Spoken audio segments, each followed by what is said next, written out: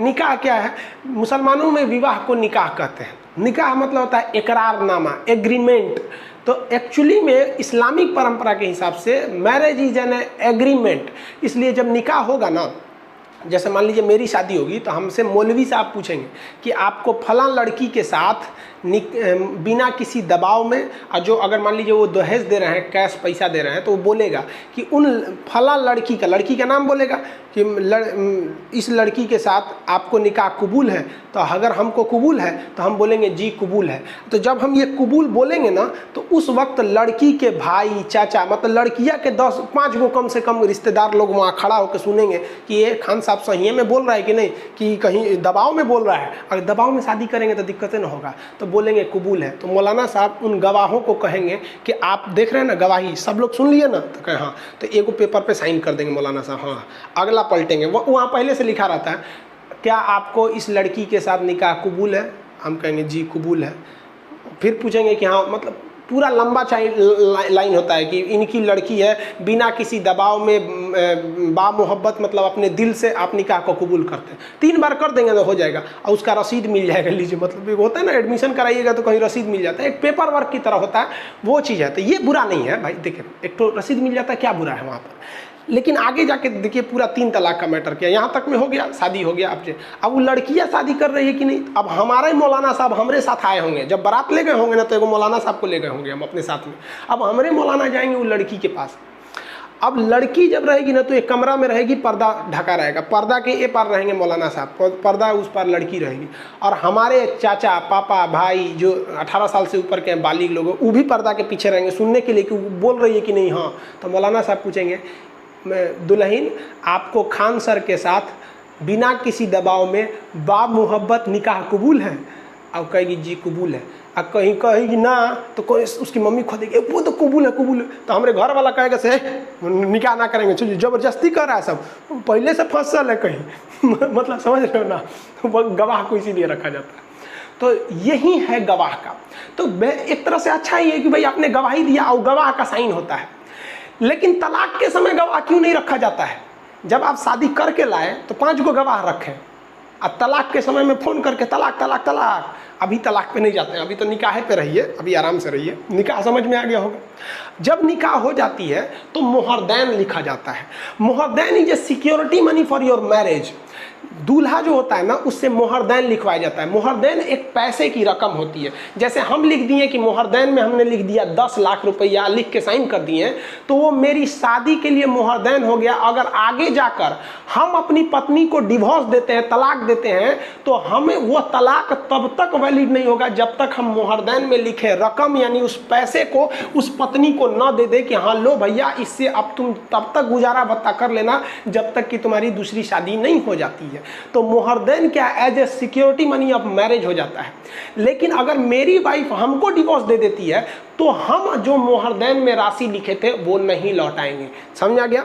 मोहरदैन एक पैसे की रकम होती है। अब जब शादी होती है ना, तो लड़की के घर वाले क्या चाहते हैं कि मोहरदैन को हुमच के लिखवा दे ससुरा 2 करोड़ रुपया मोहरदैन कब 2 करोड़ होगा नहीं करेगा कि तलाक देगा, लेकिन वो 2 करोड़ लिखता नहीं है। अरे मोहरदैन तो हम देखे हैं लोगों का 15-15 हज़ार रुपये लिखाता है, एक जना 35,000 लिखते हैं। और ये मोहरदैन की बड़ी जबरदस्त राशि है।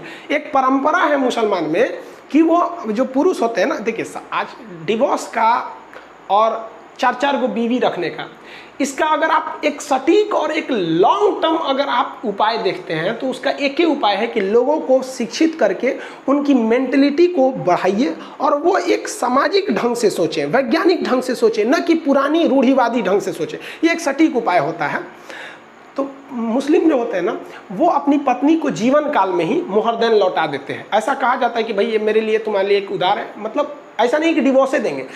अगर खुशहाल ज़िंदगी जी रही है, बाल बच्चे हो गए, बुढ़ापा आ गया, तो उनको मतलब खुशी से मोहरदैन लौटा देते हैं कि भैया लो तुम ही खुश रहना, हम तुम्हें डिवोर्स नहीं दे रहे हैं, लेकिन हम एक सांकेतिक रूप से कि हम लोग खुश हैं। तो ये तो परंपरा रह गई भाई, ये तो खुशहाली का बात है। बात तब आती है जब तलाक की बात आती है। तो तलाक देंगे तो मोहरदैन की राशि आपको लौटानी पड़ेगी। अब जो तलाक है, जिसको डाइवोर्स बोलते हैं, डाइवोर्स मुसलमानों में 3 तरह का है। और 3 तलाक तो ख़त्म ही नहीं हुआ है यार। देखो ध्यान से, तलाक ए हसन, तलाक ए अहसन, देखिए ध्यान से याद रखिएगा, तलाक ए हसन, तलाक देखिए दो बार गलती बोल दिए क्या, तलाक ए अहसन और तलाक ए हसन। यहाँ हसन है, यहाँ अहसन है। तलाक ए अहसन जो है, इसमें कहा जाता है कि अगर हस्बैंड वाइफ में नहीं जम रहा है तो हस्बैंड जो है वो वाइफ को तलाक देगा, बोलेगा तलाक, और इसमें गवाह का रहना जरूरी है, और तलाक गुस्से में नहीं दिया होना चाहिए। तो गवाह रहना चाहिए कम से कम 2 ठो, जिस तरह निकाह के समय 5 गो गवाह थे ना, यहाँ 2 गो गवाह रहेंगे। तलाक, उसके बाद हस्बैंड और वाइफ में 3 महीने का गैप हो जाएगा। 3 महीने तक ना हस्बैंड वाइफ से बोलेगा ना वाइफ हस्बैंड से बोलेगी, मतलब इन दोनों में कोई रिलेशन नहीं रहना चाहिए, दोनों अलग रहने चाहिए। ये मायके चल जाएगी, ये ससुराल चल जाएगा। 3 महीने तक अगर दोनों को लग गया कि नहीं है भाई, हमको आपकी कोई ज़रूरत नहीं है, हम अकेले ही खुश हैं, उनको लग गया अकेले ही खुश हैं, तो फिर वो 90वां दिन में बाकी के 2 तलाक दे देगा और शादी ख़त्म हो जाएगी। और अगर हस्बैंड दिया है तो मोहरदेन की रकम वापस करनी है, और वाइफ दी है तो मोहरदेन वापस करने की ज़रूरत नहीं है। इस तलाक को एक लीगल तलाक इस्लाम मानता है और इसे अच्छा तलाक माना जाता है। देखिए अब हम अच्छा क्यों कह रहे हैं भाई साहब कि तलाक को 100% ख़त्म कर देना भी दिक्कत है। कुछ ऐसे लोग होते हैं, कुछ ऐसी लड़कियां हैं जिनके साथ दुनिया का कोई भी लड़का नहीं जी सकता, मतलब एक आप सर्वाइव नहीं कर सकते हैं। और कुछ ऐसे लड़के भी होते हैं जिनके साथ बेचारी लड़कियां नहीं सर्वाइव कर सकती हैं, दारू पी के आएंगे, मारेंगे, उल्टा सीधा काम नहीं हो सकता ना, इसलिए एक ऑप्शन रखा गया। तो ये सुप्रीम कोर्ट को इससे कोई ऐतराज़ नहीं है, कहा कि ये ठीक है, लेकिन इसी में थोड़ा मॉडिफाई कर दिया गया, उसको कहा गया तलाक़े हसन। तलाक़े हसन को थोड़ा इससे अच्छा किया गया, कहा गया कि 90 दिन तक आप गैप में रह रहे हैं, इससे दोनों के बीच में दूरियां बढ़ती हैं, बीच में कोई आग लगाने वाला आ गया तो और दूरियां बढ़ा देगा। तो उससे बेहतर है कि आप तलाक दीजिए, 1 महीना यानी 30 दिन तक दोनों में दूरी रहे, फिर अगले दिन आप लोग मिलिए और फिर डिसाइड कीजिए कि आपको आगे रहना है या नहीं। यहाँ पे मान के चलिए कि यहाँ बोल दिया तलाक, एक ही बार बोलेगा, यहाँ बोला तलाक, अब वो नैहर चली गई, आप अपने घर हैं, 30 दिन हो जाएगा ना, तो फिर मौलवी साहब आपको बुलाएंगे, उसको भी बुलाएंगे, कहेंगे क्या डिसाइड किए तुम लोग, समझाएंगे मौलवी साहब की ज़िंदगी, तुम लोग तलाक दे दोगे, बाल बच्चे का क्या होगा। आप कहेंगे ना, फिर तलाक देंगे, तो फिर अगला 30वां दिन तलाक दे दीजिए। अब आखिरी मौका है, याद रखिएगा, मौलवी साहब अब आखिरी बार बुलाएंगे फिर अगले 30 दिन बाद, और मौलवी साहब वहाँ समझाएंगे, कहेंगे कि देखो ज़िंदगी बर्बाद हो जाएगी। आपके पास यहाँ भी मौका है, आप यहाँ भी चाहेंगे तो कह सकते हैं कि नहीं, हम जो तलाक पहले 2 बार दिए हैं हम उसको नहीं मानते हैं, हमारी शादी दोबारा हो जाए, हम तलाक नहीं देते हैं। तो लास्ट वाला भी अगर तलाक में आपने ना कर दिया ना, तो आपकी शादी बची रह जाएगी। और यहाँ भी अगर आपने कह दिया तलाक, तो फिर गई काम से। फिर तब आपको क्या करना पड़ेगा, आप अगर शादी आप तोड़ रहे हैं, हस्बैंड तोड़ रहा है, तो फिर मोहरदेन की रकम वापस कीजिए, तलाक खत्म, तलाक हो गया, काम खत्म। ये जो 2 तरह के तलाक हैं, ये ट्रेडिशनल तलाक है, यही एक इस्लाम इसे मानता है और यही इस्लाम में चलते आ रहा है। सन 7वीं सदी में इस्लाम आया था, 622 ईस्वी के बाद इस्लाम को मेन जो उनका ट्रेडिशन था उसमें आया था। तो इसको हम लोग कहते हैं तलाक ए सुन्नत। ये दोनों टाइप का तलाक जो होता है इसे हम लोग कहते हैं तलाक ए सुन्नत। सुन्नत आप समझ जाएंगे, तलाक़े सुन्नत। सुन्नत उसे कहते हैं जो एक ट्रेडिशनली चला आ रहा है, बहुत पहले से चला आ रहा है, परंपरा दर परंपरा। लेकिन 12वीं सदी में यानी 1200 समथिंग में अचानक मौलवी लोगों ने एक नया तलाक शुरू कर दिया। ये शुरू में नहीं था, ये तलाक़े बिद्दत, नया तलाक शुरू किया, उसका नाम रख दिया तलाक़े बिद्दत। अब तलाक़े बिद्दत क्या चीज़ है कि भैया एक बार में इंस्टेंट 3 तलाक, भाड़ में गया, 90 दिन का नियम है, 30 दिन का नियम, खत्म कहानी, कोई गवाह नहीं, कोई सबूत नहीं, हमारे खाने में नमक ज़्यादा है, तलाक तलाक तलाक, खत्म कहानी, रिश्ते खत्म। अब पहली बात कि जो ये कह रहे हैं कि ये इस्लाम के खिलाफ है 3 तलाक को रोकना, तो पहले ये देखिए कि इसको शुरू कौन किया। 12वीं सदी में कौन से पैगंबर आए थे? कोई नहीं। लास्ट पैगंबर इस्लाम के हिसाब से लास्ट प्रोफेट, जो लास्ट पैगंबर थे वो मोहम्मद साहब थे। पैगंबर का मतलब होता है ईश्वर के सबसे प्रिय, सबसे करीबी जो उनके दूत होते हैं उन्हें कहा जाता है प्रिय। सबसे उनसे प्रिय दूसरा कोई नहीं होता है। ईश्वर के लिए सबसे प्रिय होते हैं पैगंबर, उन्हें ईश्वर से बाद उन्हीं को वैल्यू दी जाती है। तो तलाक की बिद्दत पता नहीं कहाँ से शुरू हुआ, इसमें कोई सबूत गवाह की जरूरत नहीं, तलाक तलाक तलाक, खत्म कहानी जा। अब इसमें ससुरा ईमेल पे तलाक आने लगा, व्हाट्सएप पे आने लगा, फेसबुक पे आ गया, लेटर लिख के भेज देता था, दुबई में है और उसकी मम्मी कह दी, रे तो मेहरुआ दुकान से बतिया रही थी, अरे हाँ दूसरा से बतिया रही थी, रुको फोन लगा, ससुरी कहीं के, अरे तलाक तलाक तलाक ढाए खत्म। ले भाई साहब, ये तो तलाक खिलवाड़ हो गया तलाक का। तो इंस्टेंट 3 तलाक का बहुत ही ज़्यादा मिसयूज हो रहा था। लेकिन इंस्टेंट 3 तलाक जो दे रहे थे ना, बाद में वो पछता भी रहे थे। पछता क्यों रहे थे कि ज़्यादातर जो झगड़े होते हैं वो गलतफहमी से हो जाते हैं। बाद में आपको भी एहसास होता है जब बच्चों को देखते हैं ना कि बच्चों का भविष्य कहाँ जाएगा, बड़े होंगे तो पूछेंगे मम्मी कहाँ गई, तो क्या कहिएगा कि तलाक दे के भगा दिए, तो पूछेगा काहे दिए थे। तो दोनों में कहीं ना कहीं गलतियाँ होती हैं। तो इन लोग को बड़ी पछतावा होता था। 2 साल बाद ये दोनों लोग फिर सोचते थे कि यार बच्चों के भविष्य के लिए हम फिर से शादी कर लेते हैं। यही ससुरा नया बवाल चालू।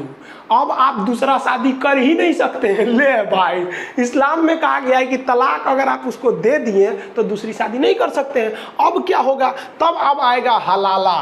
हलाला, ध्यान से समझिए। हलाला, हलाला कहता है कि यदि आपने अपनी पत्नी को डिवोर्स दे दिया, 3 तलाक दे दिया, और फिर चाहते हैं कि 6 महीना साल भर बाद आपका दिमाग ठंडाया, आप समझे कि नहीं हमसे गलती हो गई, फिर शादी कर ले, तब आप शादी नहीं कर सकते हैं। अगर आप चाहते हैं कि नहीं हम ओकरे से करेंगे, तब आपको हलाला फॉलो करना पड़ेगा। हलाला कहता है कि जिसको आपने डिवोर्स दिया ना, उसको फिर किसी दूसरे आदमी से कहिए कि निकाह करो, और दूसरा आदमी उससे निकाह करेगा यानी शादी करेगा, और वो जब उसे डिवोर्स देगा तब वो क्या कहलाए, तब आप उससे शादी कर सकते हैं। ये हो गया हलाला। ध्यान से समझिए पूरी बातों को। हलाला ये हो गया, समझ में आ गया ना। हलाला यानी अगर हमने किसी को डिवोर्स दिया, हम फिर शादी करना चाहते हैं, तो हमको उसके किसी दूसरे आदमी से कहना पड़ेगा तुम शादी कर लो और फिर तुम डिवोर्स दे दो। लेकिन इसमें एगो रिस्क है।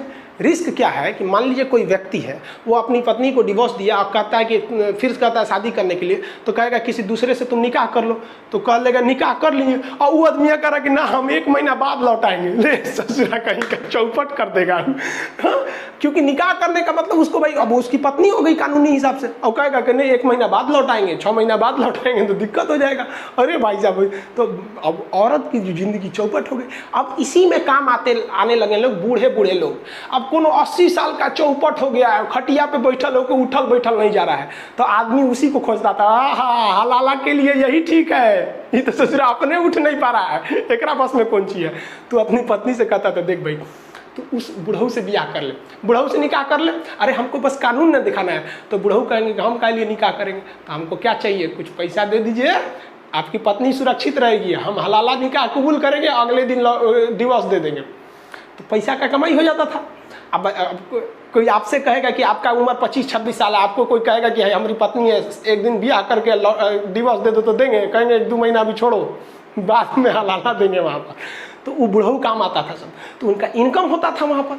कोई बूढ़ा है कहता हाँ एकदम कोई बात नहीं, आइए शादी कर लेते हैं, हाँ कबूल है जाइए, अगले दिन बुला के निकाह डिवोर्स कर देता था। तो वो जो हलाला था वो एक्चुअली वो 1 दिन की शादी रहती थी, केवल इसीलिए कि वो लीगल हो सके अपनी पहली पत्नी से शादी करने की।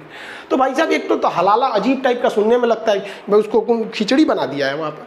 तो हलाला जानबूझ के बूढ़े लोग से किया जाता था। एक बात बताओ, अगर 3 तलाक़ें ख़त्म हो जाएगा तो हलाला तो ऑटोमेटिक ख़त्म। तो जो बूढ़ऊ लोग थे, स्पेशलिस्ट जो थे कि आज शादी करो कल डिवोर्स देंगे, और हम बूढ़े हो चुके हैं, हमारे से उठल नहीं जा रहा, उनका तो रोजगार गया, काम से खत्म हो गया रोजगार। तो हलाला क्या है आप समझ गए, मोहर देन क्या है ये सब समझ गए। सुप्रीम कोर्ट ने क्या हुआ, अब बात समझिए, 3 तलाक अभी भी नहीं खत्म हुआ। ये बड़ी खराब कानून चल रहे थे सब, जिसमें तलाक के बिद्दत जो था, तो ये तो भाई बाद में आया था, इसको पता नहीं किसने लाया, पता ही नहीं है आज तक किसने। अब इसके बाद जो सुप्रीम कोर्ट में वर्डिक्ट चला गया, केस चला गया सुप्रीम कोर्ट में, सायरा बानो नाम की एक महिला थी, इनका डिवोर्स दे दिया इनके हस्बैंड ने, ये उठी तो सुप्रीम कोर्ट में केस कर दी। अब भारत सरकार के खिलाफ केस कर दी, भारत सरकार कुछ करे तो यूनियन ऑफ इंडिया के खिलाफ, अपने हस्बैंड के खिलाफ नहीं, यूनियन ऑफ इंडिया के खिलाफ, कि तोरे संविधान की वजह से ये सब चौपट हो रहा है। तो union of India Saira Bano के केस में हुआ। अब ये जो भयानक केस, जब भारत पे केस कीजिएगा संविधान के खिलाफ, तो नियम है कि कम से कम 5 जज मिलकर सुनवाई करेगी किसी भी संवैधानिक पीठ में।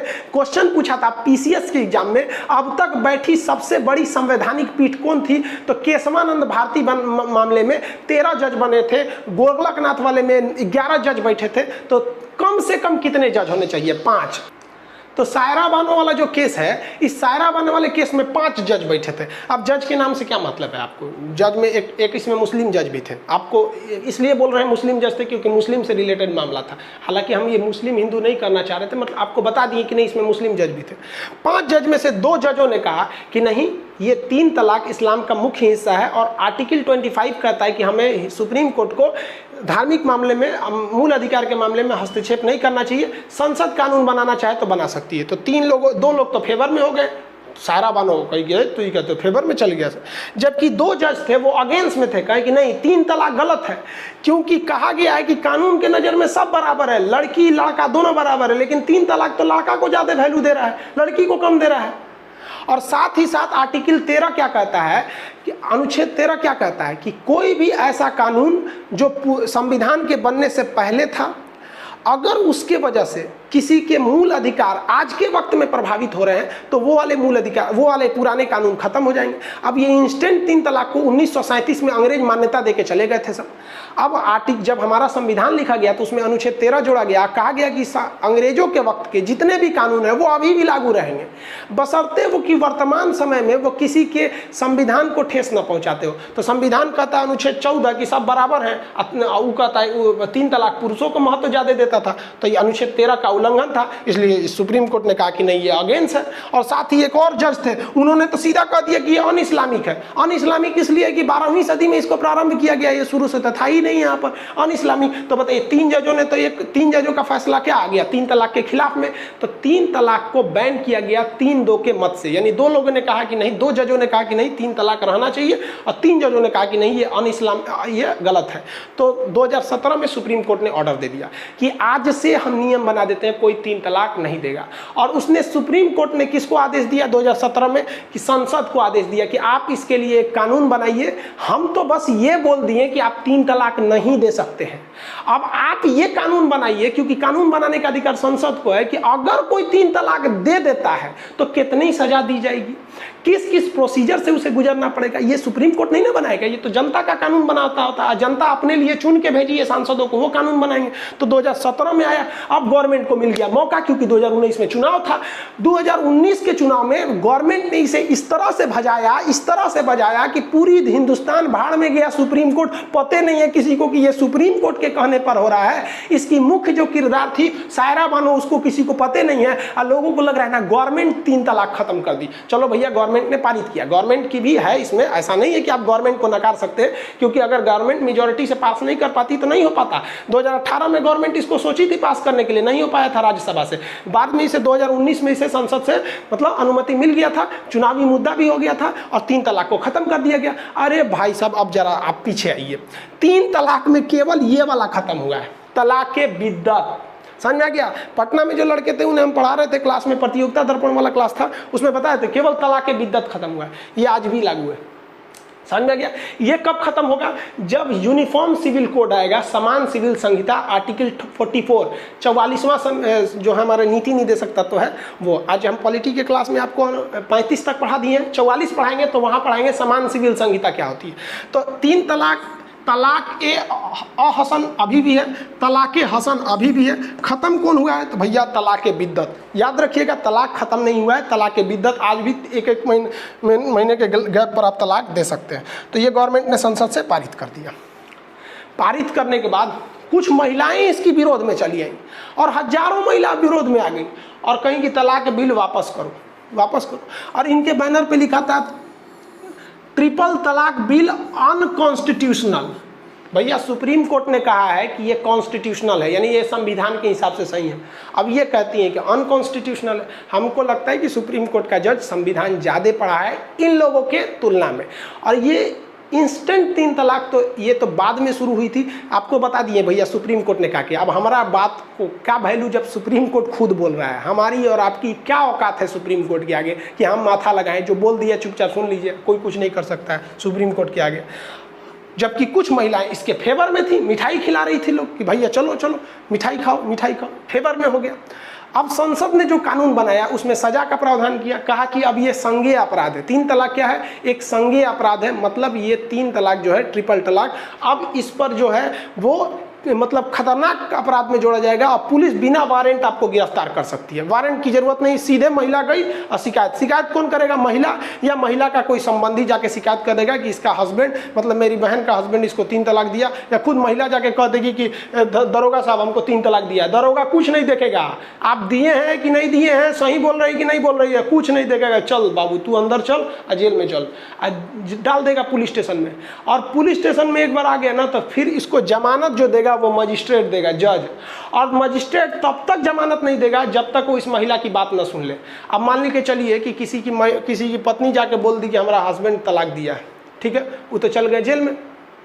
अब जज बुलाएगा महिला को, आइए अब आपकी बात सुनते हैं। महिला कहेगी कि हाँ हमको ज़्यादा प्रताड़ित करता था, ये करता था, तो फिर उसको जमानत देगा कि ठीक है आप जाइए, आप लोग मुकदमा लड़िए। उसके बाद अगर चाहता है, मान लीजिए कि पति कह दिया कि नहीं हम इसको रखबे नहीं करेंगे, तो उसके बदले पति को 3 साल की सज़ा है। लेकिन पति कहेगा कि देख तरीके बड़ी बेइज्जती हो जाएगा, ये तो ससुरी फंसा दी हमको, तो सेटलमेंट कर लेंगे। तो जज साहब से कहेगा जज साहब हम माफ़ी मांगते हैं, सेटलमेंट करिए। तो जज साहब झाड़ देंगे, माफ़ी मांगते हैं, ओकरा से मांग माफ़ी, ओकरा से। संविधान में स्पष्ट कहा गया कि समझौता जज नहीं, समझौता जज की उपस्थिति में होगा लेकिन महिला से पूछ के होगा। यानी इसमें महिला को ज़्यादा पावर दिया गया। और बच्चों की जो कस्टडी होगी, छोटे बच्चों की, वो महिला के पास रहेगी, ये जज साहब डिसाइड करेंगे। तो ये तो इसकी थी यहाँ पर। लेकिन इसके मिसयूज भी हो सकते हैं। मिसयूज कैसे हो सकते हैं, ध्यान से समझिए कि ऐसा नहीं है कि सबके साथ आपकी ज़िंदगी पॉसिबल है। अगर कोई प्यार से समझाने से मान जाता ना, तो बांसुरी बजाने वाले कन्हैया ना महाभारत तो कभी होने ही नहीं देते। कुछ ऐसी महिलाएं हैं जिसके साथ पुरुष नहीं जी सकते, कुछ पुरुष हैं जिनके साथ महिलाएं नहीं जी सकते।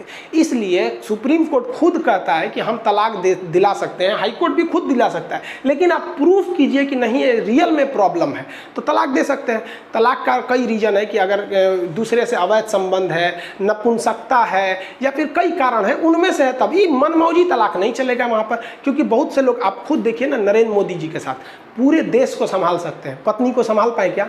नहीं संभाल पाए। अब पता भी नहीं है कि किसी को किस वजह से उन लोगों में है, वो लोग भी तो एक तलाक से तो खतरनाक वो भी है। तो इस पर भी गवर्नमेंट को सोचना चाहिए, क्योंकि अभी वर्तमान समय में खुद वेलफेयर मंत्रालय का जो है, महिला बाल विकास मंत्रालय का आंकड़ा है कि लगभग 18 लाख ऐसी महिलाएं हैं जिनके हस्बैंड ने उन्हें न तलाक दिया है, न कुछ बोला है, लेकिन वो अपने घर में रहती हैं। शायद आप देखने वाले इस क्लास लेक्चर को आपके में भी गाँव में ऐसी महिलाएं मिल जाएंगी जो अपने ससुराल नहीं जाती हैं, क्योंकि उनको उनके ससुराल से निकाल दिया गया और डिवोर्स तक नहीं दिया गया। तो 3 तलाक और ये दोनों खतरनाक चीज़ें, जिस तरह से सती प्रथा गलत थी, उस तरह से इंस्टेंट 3 तलाक को सुप्रीम कोर्ट ने गलत माना और उसे क्या कर दिया, बैन कर दिया। लेकिन अभी भी दो तलाक है, वो कब हटेंगे?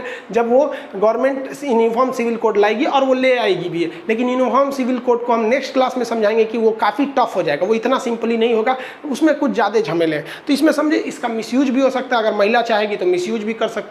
लेकिन देखिए 3 तलाक का अगर ओवरऑल मामला देखेंगे ना, तो ज़्यादातर में महिलाएं ही सताई जाती हैं। अगर 100 मामला 3 तलाक का है ना, तो उसमें देखेंगे कि 80% जो थे वो पुरुष अपने मनमौजी करके डिवोर्स देते थे। 20% ही ऐसा मामला था 3 तलाक का कि नहीं, वो महिला चौपट थी। लेकिन 80% मामले में पुरुष की मनमौजी चलती थी।